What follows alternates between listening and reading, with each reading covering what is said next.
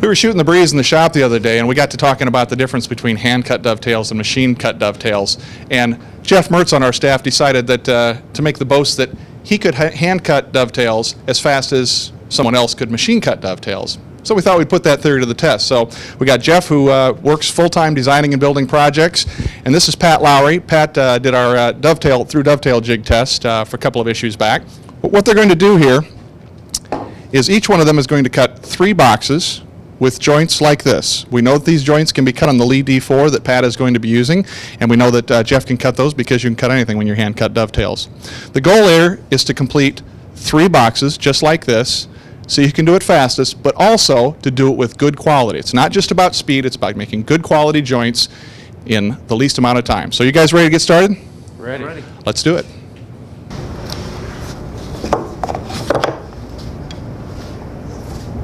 I'm going to mark the tops and inside face of every part. I will change and mark each individual component later as I cut the individual parts.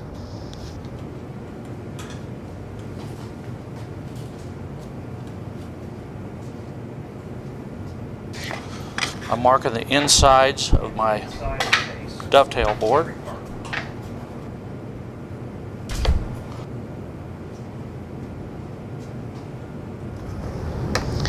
And now I'm looking at the inside face, always in the vise. This is the inside tail board.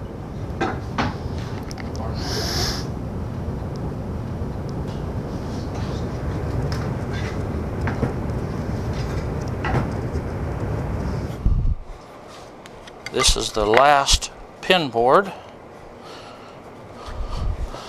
Tail boards, pin boards.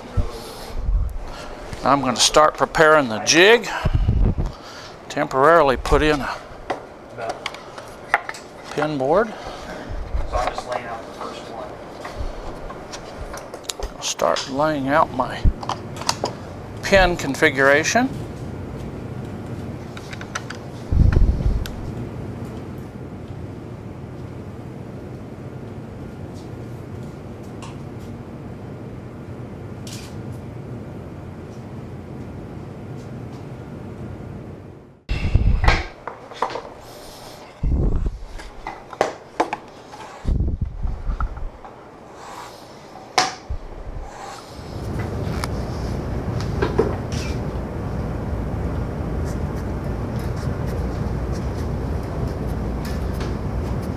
Now I'm marking where the waste, what I'm going to remove from each part. And mark the fronts and backs of each end of each board. On the sides, I need to mark all 4 edges of both ends.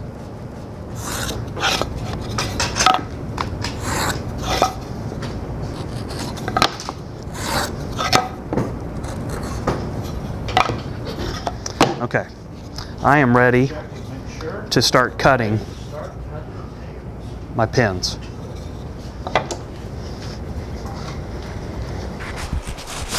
We're going to set the correct depth.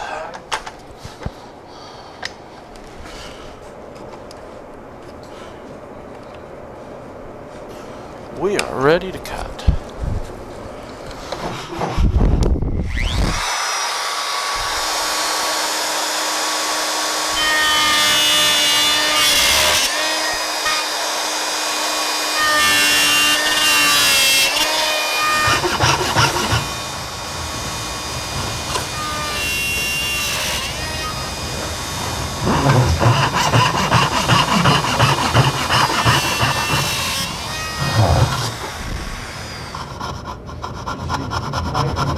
These are all just straight up and down cuts, and just guide it based on the scribe lines you've already made.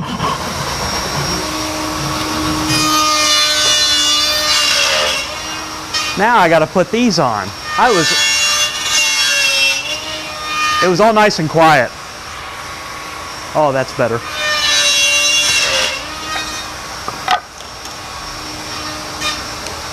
Now, remember, look for what you want to remove, and don't remove the wrong parts.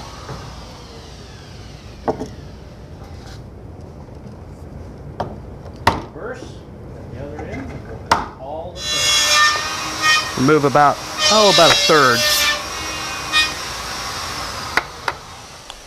Reverse ends.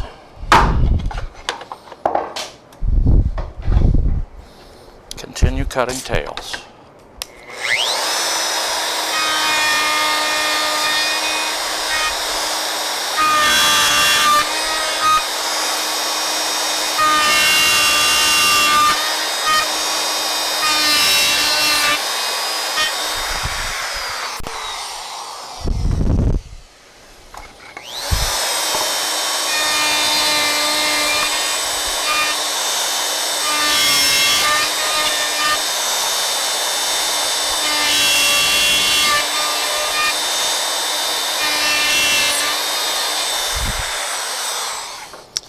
Completed the tail boards. We'll set the jig up for pins. I like to reverse the backer board to get a clean cut.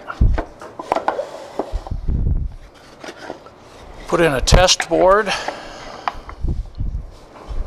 I'm going to reverse the template and put the pin fingers out.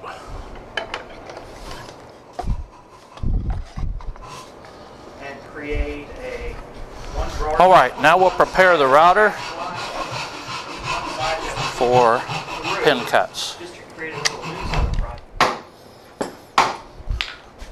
Take one of the tail boards that we completed, use it to set the depth. Take a mark underneath. Now we'll fine tune the depth.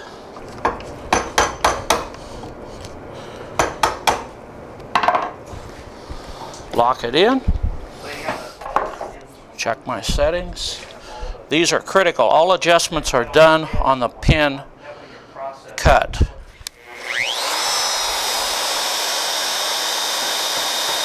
in, touch the front, go across, go back. It's a little tight. What we're going to do is move the template back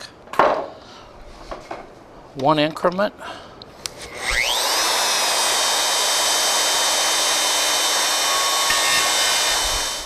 Retest. Got a good fit. We're ready to cut the remainder of the pins. At this point, clamp it in, and just using a chisel to just kind of make sure everything's nice and clean. All those inside corners are nice and sharp. You can kind of actually create a little valley in here. What you don't want to do is go too far and blow out the opposite side.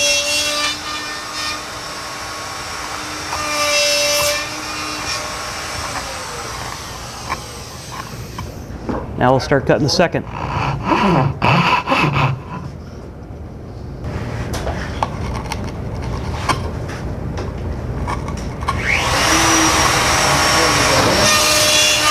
Okay, one side's done.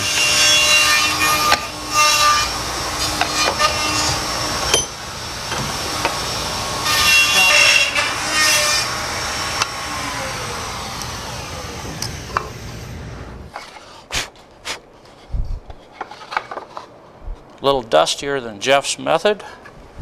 A little noisier too.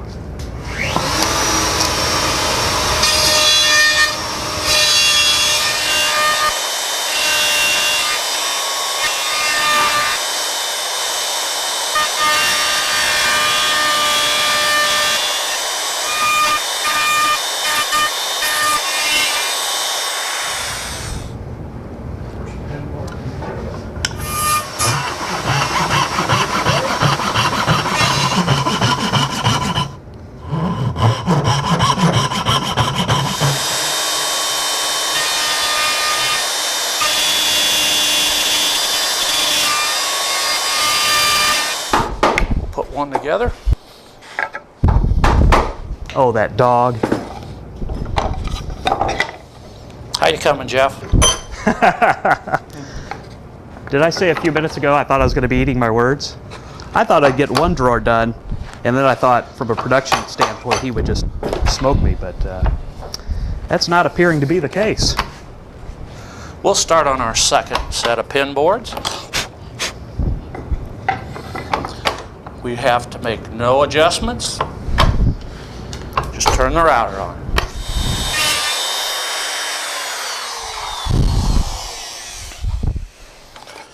That's our second set of pin boards. We'll put together another one.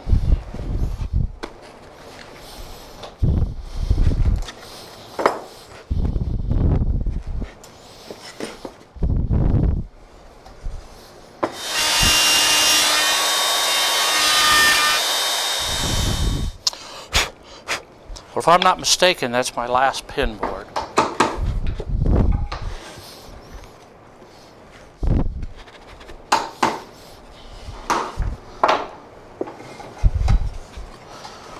I've got a little mess to clean up, but I'm completed.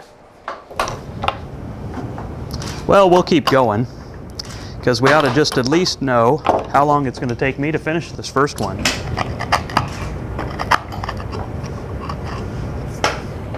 I'm aligning it with my scribe mark from earlier. I just take my knife, and each one of these will be scribed to fit. Now across the tops, I just like to scribe a 90 degree. Remove the proper material. I'm going to cut just on the waist side of each one of these marks. Cut down the side.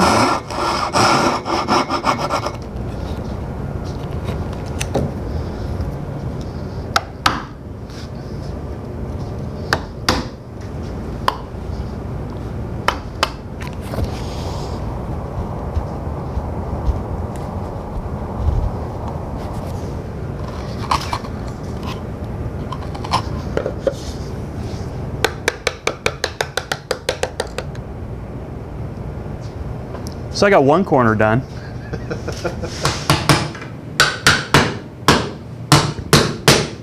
Done. Okay, time? 1 hour, 36 minutes. 1 hour and 36 minutes for one box, Jeff. One box. And how did Pat do? 40 minutes. 40 minutes, and you did 3 boxes. Did 3 boxes. Jeff, what do you think? You know, I think that surprised both Pat and myself. We both thought that I'd have one drawer faster than Pat would have one drawer done. And we thought the speed of the jig would take over and the advantage would show up. That's why we started out to make 3 drawers each. But you can ask Pat, I think we were both surprised. He smoked me today. What do you think? You're going to stick with your dovetail jig? There's times for the dovetail jig. I love hand cuts. But there's just times you need these when you want to get things done. You both produced really nice tight joints. I mean, both of you produced boxes that any woodworker would be proud of. Obviously a lot faster to make with the dovetail jig, but hand cut, very nice. Where would you choose hand cut? You know, still, if I'm building one piece, let's say a side table with one drawer, I still would choose the hand cut. You know, if I'm building kitchen cabinets that are going to be torn out in 20 years and replaced, the machine's the way to go. But if I'm building a piece of furniture that I'm going to give to my daughter and she's going to give to her grandchildren, hopefully, I still would choose the hand cut. Well, there you go. Hand cut versus machine cut dovetails. If you want speed, go with the machine.